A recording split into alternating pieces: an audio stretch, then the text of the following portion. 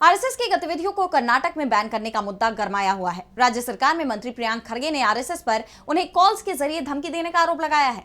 इस बात की जानकारी देते हुए प्रियांक ने एक वीडियो भी शेयर किया। इस आरोप पर अब कांग्रेस अध्यक्ष मल्लिकार्जुन खरगे का भी बयान सामने आ गया है।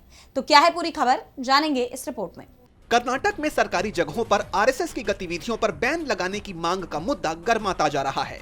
कांग्रेस नेता और राज्य सरकार में मंत्री प्रियांक खरगे ने आरएसएस पर गंभीर आरोप लगाए हैं। एक्स पर एक पोस्ट में उन्होंने कहा कि पिछले 2 दिनों से उन्हें लगातार धमकी भरे कॉल्स आ रहे हैं।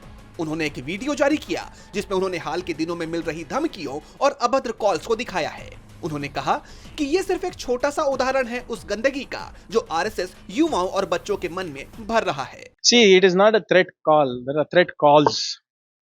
I've been, like I said, in the last 3 days, I've got hundreds, thousands of calls. इस पर कांग्रेस अध्यक्ष मल्लिकार्जुन खरगे ने सवाल उठाया कि क्या शाखाओं की संस्कृति यही है कि मां बहनों को अपशब्द कहे जाए और उनका अपमान किया जाए?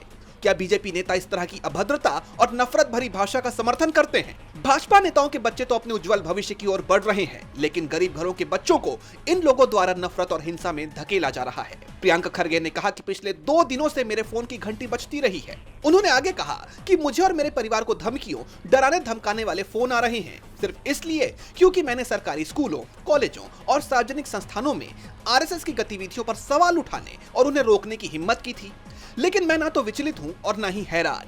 प्रियांक खरगे ने कहा, हमारा संघर्ष व्यक्तियों से नहीं बल्कि उस गंदी मानसिकता से है जिसे आरएसएस फैला रहा है।